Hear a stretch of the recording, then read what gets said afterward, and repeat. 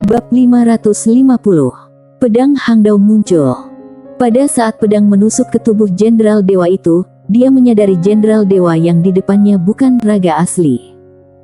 Lalu, ada seorang pria paruhbaya yang memakai zirah ilahi berdiri di kejauhan. Tatapan mata pria paruhbaya sangat tajam dan memancarkan aura yang kuat. Pria paruhbaya yang ada di depannya ini barulah raga asli yang sesungguhnya. Tadi dia hanya bertarung dengan Pupet. Sander langsung menghancurkan raga Pupet dari Jenderal Dewa itu, kemudian menengadahkan kepala melihat ke pria paruhbaya itu, dan di saat itu juga, pria paruhbaya juga menatap ke arahnya. Pria paruhbaya langsung terbang ke langit, dia membuka telapak tangannya, kemudian mengangkat ke keningnya dan membentuk segel, hukum Dewa Langit dan Bumi. Boom! Usai berkata, muncul patung ilusi berwarna emas di belakangnya. Patung emas ini memancarkan cahaya emas yang begitu suci, bagaikan dewa di zaman kuno, tidak ada orang yang berani melihatnya. Lalu, patung ilusi emas ini muncul, seketika terdengar suara yang menggema di langit. Sander memandang patung emas ilusi itu, diam tak berkata dan menggenggam erat pedang Suanyuan yang ada di tangan kanannya. Pada saat itu, patung ilusi emas mendadak maju dan mengayunkan tinjunya ke arah Sander. Boom! Satu tinjuan yang menakutkan langsung muncul dan menghantam ke arah Sander. Kekuatan yang kuat ini langsung membuat Sander tidak bisa bernapas. Seketika, seluruh bintang yang ada di sekitar langsung redup. Satu tinjuan yang diselimuti kekuatan yang sangat menakutkan. Di kejauhan, Sander memejamkan mata ketika melihat tinjuan ini datang. Dalam tinjuan ini, dia terlihat seperti sebutir debu yang kecil. Namun, Sander sama sekali tidak takut. Sander mendadak membuka kedua matanya, seketika dia langsung menghilang dari tempat. Jurus menebas langit menghunus pedang. Jurus menebas langit menghunus pedang 5 kali lipat. Wush! Pedang Sander langsung menebas, suara deru pedang langsung menghancurkan tekanan yang ada di depannya, kemudian cahaya pedang menebas ke arah tinjuannya. 2 ar. Satu tebasan berhasil menahan tinjuan yang kuat ini. Di saat tinjuan itu meledak, Sander langsung muncul di depan pria paruhbaya, lalu pria paruhbaya itu langsung mengulurkan tangan kanannya ke depan, cahaya emas langsung mengalir keluar dan menyelimuti Sander. Namun, 1 detik kemudian, sraas! Cahaya pedang menghancurkan cahaya ema itu. Melihat kondisi ini, pria paruhbaya itu membelalakkan mata dan tidak percaya.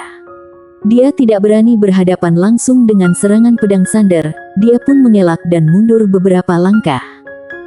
Akan tetapi, Sander masih terus mengejar, cahaya pedang menembas alam semesta dan menuju ke arah pria paruhbaya. 4 Jenderal Dewa, dia tidak bisa melakukannya, tetapi dia tidak takut dengan 1 Jenderal Dewa. Pria paruhbaya itu sedikit kaget ketika melihat Sander terus menyerang, dia tidak mundur lagi, kemudian menempelkan kedua telapak tangannya, lalu membacakan segel misterius, lalu memancarkan cahaya emas dari dalam tubuhnya. Sander yang menyerbu ke depan cahaya emas langsung mengangkat pedangnya menebas. Duar! Cahaya emas dan cahaya pedang saling beradu, mereka berdua langsung mundur beberapa langkah. Setelah Sander berhenti, dia ingin kembali menyerang, tetapi Jenderal Dewa yang ada di kejauhan langsung mendadak berteriak, "Hukunan langit!" Boom! Langit yang berada di atas Sander langsung terbuka, kemudian cahaya emas langsung memancar turun seketika Sander langsung terkurung di dalamnya dan fisiknya mulai binasa. Melihat kondisi ini, Sander mengerutkan keningnya, dia melambaikan tangan lalu cahaya pedang langsung keluar. Tetapi, cahaya pedang menyentuh cahaya emas itu langsung hancur. Sander sedikit kaget. Pria paruhbaya itu menatap Sander dan berkata, "Ini adalah hukuman langit, kamu seorang manusia biasa, mana mungkin bisa menahannya." Sander langsung mengangkat tangan dan menebas. Sraas! Cahaya emas langsung muncul celah. Dia kembali menyerang. Boom! Cahaya emas itu langsung meledak. Melihat kondisi ini, pria paruhbaya itu juga kaget. Sander memandang pria paruhbaya itu dan berkata, "Hukuman langit, ini saja." Pria paruh baya memelototi Sander. Di saat dia masih ingin berbicara, Sander malah tidak banyak basa-basi dengannya, langsung berubah menjadi cahaya pedang menghilang dari tempat. Seraas. Cahaya pedang langsung muncul. Di kejauhan, pria paruh baya itu seolah-olah merasakan sesuatu. Dia membelalakkan mata dan mundur dengan cepat. Sekarang dia sama sekali tidak berani beradu serangan dengan pedangnya Sander. Pedang ini sangat kuat, jika kena, pasti akan terluka atau mati. Melihat pria paruh baya itu hanya mundur dan tidak mau bertarung, Sander mengerutkan keningnya, lalu melirik pria paruh baya itu sekilas dan berkata, "Apa kalian hanya pandai lari saja?" Pria paruh baya itu tidak marah dengan amukan dari Sander. Dia melirik pedang yang ada di tangannya Sander sekilas dan berkata, "Kalau kamu berani, jangan gunakan pedang itu." Sander menganggukkan kepalanya, "Baik."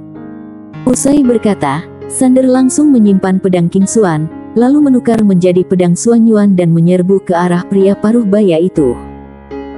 Melihat Sander menukar pedang, pria paruh baya itu tersenyum, kemudian langsung mengayunkan tangan menghantam ke arah Sander. Lalu, pada saat tinjuannya akan menghantam pedangnya Sander, pedang Xuan Yuan yang ada di tangan Sander mendadak berubah menjadi pedang King Xuan. Melihat kondisi ini, ekspresi wajah pria paruh baya itu langsung berubah. "Kamu." Seraas. Pedang Sander langsung menusuk ke tinjuan pria paruh baya itu, kemudian menusuk ke tubuhnya. Boom. Pria paruh baya itu langsung tertancap di lantai dan tidak bisa bergerak. Pria paruh baya itu memelototi Sander, "Kamu membohongi dewa." Sander berkata dengan tenang, "Dewa." Bibi bergaun polos pernah mengatakan, orang yang menganggap dirinya adalah dewa biasanya hanyalah orang yang lebih kuat dari sekelompok orang. Lalu, dewa-dewa ini paling tidak tahu diri, tidak tahu seberapa kecilnya mereka di dunia ini. Dasar bodoh. Pria paruh baya itu langsung berteriak memotong pembicaraan Sander, "Bibimu hanyalah seekor semut kecil, dia masih berani menilai dewa." Pada saat ini, sebuah pedang langsung menancap dari kepalanya. Boom. Fisik dan roh pria paruh baya itu langsung binasa. Saat melihat pedang itu, Sander langsung kaget. "Sialan. Pedang Hangdao. Apal. Bukannya Bibi bergaun polos pergi reinkarnasi? Kenapa bisa menyerang dari jarak jauh?" Saat melihat pedang Hangdao, Sander langsung berkata, "Pedang Hangdao." Pedang Hangdao bergetar, lalu terbang ke depan Sander. Pedang Hangdao tentu saja mengenal Sander. Waktu itu dia pernah mengikuti Sander cukup lama, tentu saja tidak boleh bersikap dingin. Saat melihat pedang Hangdao masih mengenal dirinya, Sander langsung bahagia. Dia menggenggam pedang Hangdao, lalu pedang Hangdao juga tidak melawan. Sander bertanya, "Di mana Bibi?" Pedang Hangdao bergetar, lalu berubah menjadi cahaya menghilang dari langit. Sander tersenyum di tempat. Bibi bergaun polos benar-benar sudah pergi. Tentu saja, dengan kekuatannya, dia bisa berada di mana saja. Seolah-olah teringat sesuatu, Sander pun tersenyum, lalu senyumannya sedikit menakutkan. Sander menenangkan hati, kemudian memandang ke arah jauh. Bibi Monica juga berhasil bertarung dengan raga asli 3 patung raksasa itu. Sander berubah menjadi cahaya pedang menyerang ke salah satu jenderal dewa. Jenderal dewa itu juga merasakan sesuatu, dia berbalik badan, tetapi Sander sudah muncul di depannya. Ekspresi wajah jenderal dewa langsung berubah. Dia langsung berteriak untuk menghadapi serangan Sander. Hanya saja, setelah cahaya silau itu muncul, raga aslinya juga mundur beberapa langkah. Karena dia melihat rekannya mati dengan mata sendiri, karena bertarung mati-matian dengan Sander, lalu dibunuh oleh pedangnya Sander. Pedang ini memiliki trik, tidak boleh bertarung mati-matian. Setelah serangan Sander menghancurkan tinjuan itu, dia menengadahkan kepala melihat jenderal dewa yang sudah terpelanting jauh. Jenderal dewa itu berhenti dan berkata, "Mundur." Usai berkata, dia dan 2 jenderal dewa lainnya langsung menghilang dari ujung langit. Setelah itu, Alam semesta ini mulai menjadi ilusi. Tidak lama kemudian, Xander dan Monica kembali ke alam semesta yang sesungguhnya. Melihat 3 jenderal dewa itu kabur, ekspresi wajah Xander sedikit masam. Sayang sekali. Alangkah indahnya bisa membunuh 3 jenderal dewa ini. Monica mendadak menoleh ke arah Xander. Tadi itu pedang Hangdao, ya. Xander menganggukkan kepalanya, Lia. Pedang Hangdao.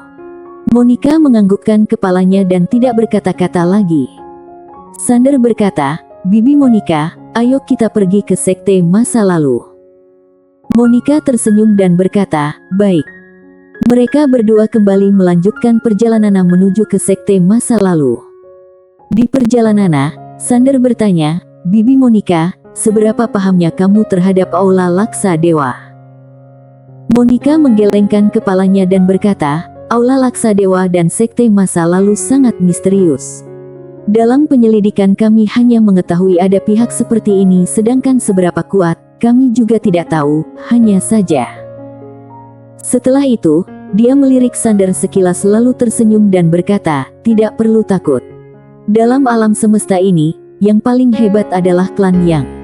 Klan Yang. Xander tersenyum dan menggelengkan kepalanya. Kali ini dia barulah benar-benar menyadari, dirinya benar-benar paling lemah, karena bibinya benar-benar sangat menakutkan. Dirinya harus lebih giat berjuang. Monica mendadak berkata, dibandingkan dengan Aula Laksa Dewa, aku lebih tertarik dengan sekte masa lalu. Xander sedikit penasaran dan bertanya, kenapa? Monica tersenyum dan berkata, pada saat aku melawan arus waktu, aku pernah ingin masuk ke dalam dimensi yang tidak diketahui itu, yaitu 100 triliun yang lalu.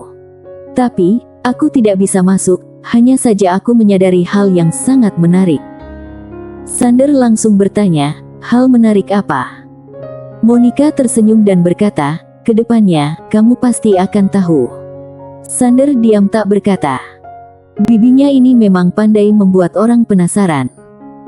Monica berkata, sebelumnya ingin pergi ke sekte masa lalu, tapi wanita di sekte masa lalu sangatlah hebat, aku tidak bisa mengalahkannya, maka itu tidak jadi pergi. Sekarang kebetulan ada kamu. Setelah itu, dia langsung berhenti.